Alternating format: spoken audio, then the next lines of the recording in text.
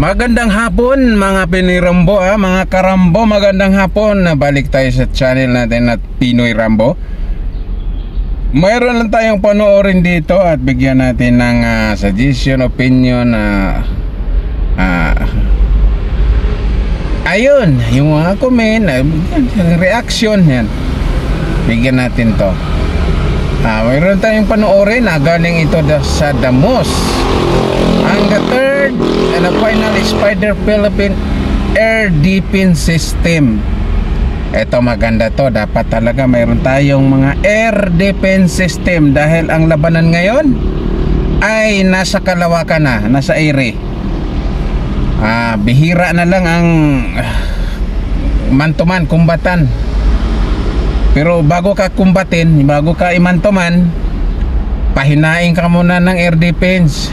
Kaya dito mas maganda bigyan natin to ng opinion at suggestion. Ito panoorin natin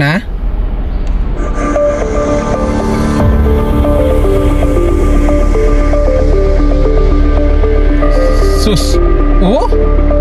Grabe ito, matindi pala itong air defense na Spider na to. Gamit to ng Israel. Ito yung mga air defense ng Israel, mga Welcome back to the channel. Today we're diving into a groundbreaking development in the Philippine Air Force's modernization journey. After years of anticipation, the Philippines has received its final batteries of the Spider missile defense system from Israel. This high-tech system is a game-changer, strengthening the nation's air defense network. What makes Spider so special, and how does it enhance the Philippine security landscape? Stay tuned as we break it all down. Pero mo yung Iran, di ba?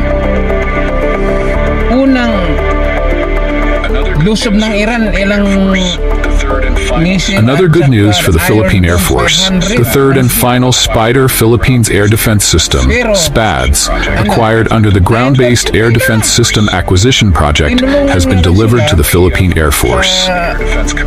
Photos below show PF officials from the Air Defense Command inspecting the system, which would be participating in an upcoming air defense exercise. To improve the air defense cover of the country, the Philippine Air Force, PAF, embarked on the acquisition of several air defense assets, including air and land components that will form a system that is networked to each other. Among those is the Ground-Based Air Defense System, GBAS, Acquisition Project, which calls for the introduction of land-based medium-range air defense missile systems to protect vital installations and create a secondary air defense cover after manned fighter aircraft. This project is part of the modernization phase Horizon 2 of the revised AFP modernization program. The product for delivery is 3 batteries of Rafael Spider MR air defense system, associated radar systems, command and control systems, support vehicles and ammunition, Python 5 and iDerby ER missiles, with a contract price of 6.2 billion pesos. The Spider system is designed to provide rapid response against multiple aerial threats like fighter jets, helicopters, unmanned aerial vehicles, UAVs, and even precision-guided munitions. Its versatility comes from its advanced radar and electro-optical sensors, allowing it to detect, track, and neutralize threats in real time. What's even more impressive, Spider operates in all-weather conditions and can deploy within minutes, offering both short-range and medium-range defense capabilities. For an archipelago like the Philippines, where the airspace is vast and diverse, Spider is a perfect fit. Its mobility and quick reaction features are critical for protecting the country's skies. The first batch of Spider batteries arrived in 2022, followed by extensive testing, training, and integration into the Philippine Air Force. With the delivery of the second batteries in 2023 and the final batteries in 2024, the Philippines now has a complete missile defense capability under this system. These batteries are strategically deployed across key locations to protect critical infrastructure, military bases, and densely populated areas.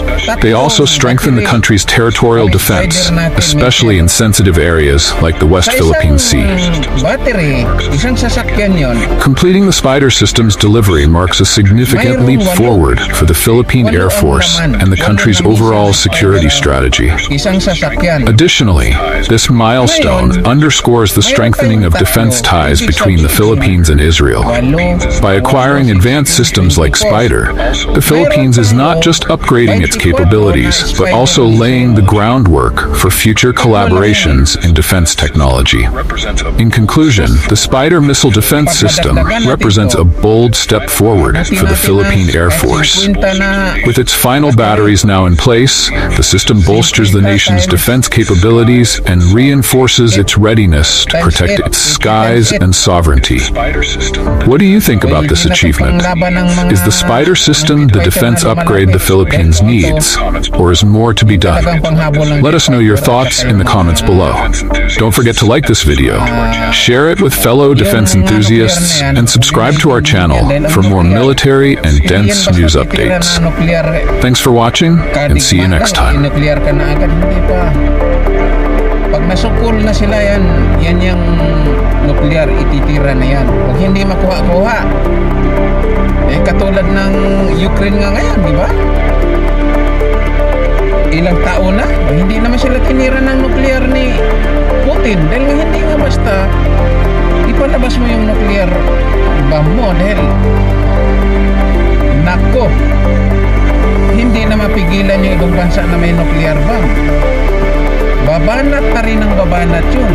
Wala nang bawal-bawal na mura. Yari ang mga bansa na tinitira. Kawawa ang mga bansa na walang nuclear bomb. Katulad natin, okay lang kung may interceptor nga katulad niyan. Spider plus BrahMos.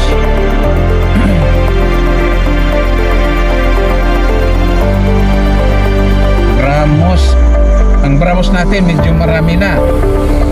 Basta pwede na yan, maubos na rin ang mga jet fighter niyan. Sa air defense ng Pilipinas, pwede na ubusin ang jet fighter na more than 100. Pero yung mga ballistic, wala na kasi wala na kasi 1,000 na yun eh.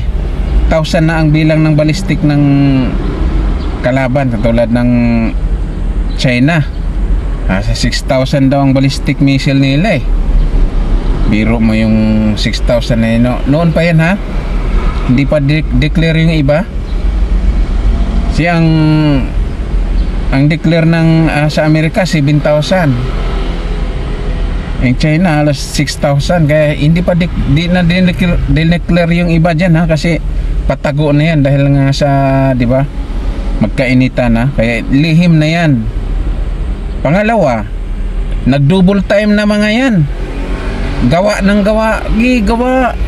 Bahala kang gutumin yung bansa mo sa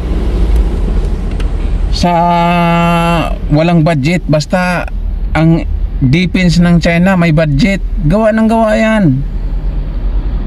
Ngayon, nagka-tension, di ba? Nagka-tension sa iba-ibang paligid. Gawa ng gawaan sila, double time yan. Tapos itatago nila, walang nilabas na nagawa.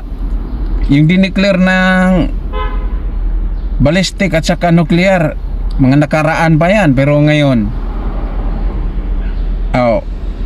walang declare, di ba? Hindi nga nila dineclare yung warship nila ngayon na na bagong dinibilok. Construction pa lang. Na pinakamalaki yun. Kasi ang natapos itong isa, itong malaki ngayon, yan ang nasubaybayan ko yan dati. Ilang taon lang nakalipas eh.